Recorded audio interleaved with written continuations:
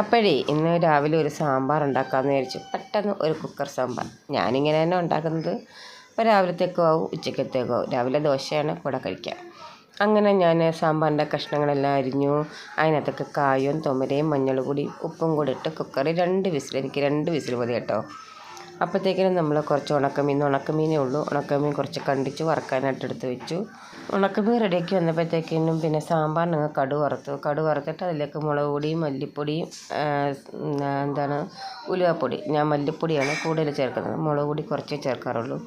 അങ്ങനെ നല്ലോണം ഉടച്ചു കൊടുക്കണം കേട്ടോ.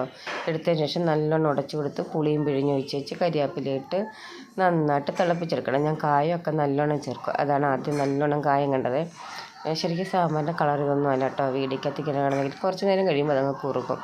പിന്നെ ഞാനൊരു സവാളയും കുറച്ച് പാവയ്ക്കയും കൂടെ മെഴുക്ക് പുരട്ടിയിരുന്നു. അപ്പോൾ അത് ഇവിടെ ഒരുവിധപ്പെട്ടവർക്കൊന്നും ഇഷ്ടമല്ല. അപ്പോൾ കുറച്ച് ചക്കക്കുരു ഇരുന്നു. അപ്പോൾ ഞാൻ വിചാരിച്ചു ചക്കക്കുരുവും കൂടെ കീറി അങ്ങ് മെഴുക്ക് പുരട്ടാമെന്ന്. അങ്ങനെ പെട്ടെന്ന് ചക്കക്കുരുവും കൂടെ നല്ല ക്രിസ്പി ആയിട്ട് മെഴുക്ക് പുരട്ടി എടുത്തിട്ടുണ്ട്. ഇത്രയും എടുത്തതെന്ന് പറഞ്ഞു കഴിഞ്ഞാൽ ഇവിടെ എല്ലാവർക്കും ഭയങ്കര ഇഷ്ടമാണ്. വെറുതെ എടുത്തുകൊണ്ട് വെച്ചതിന്. അപ്പോൾ ആദ്യമായിട്ട് കാണുന്നത് സബ്സ്ക്രൈബ് ചെയ്യണേ.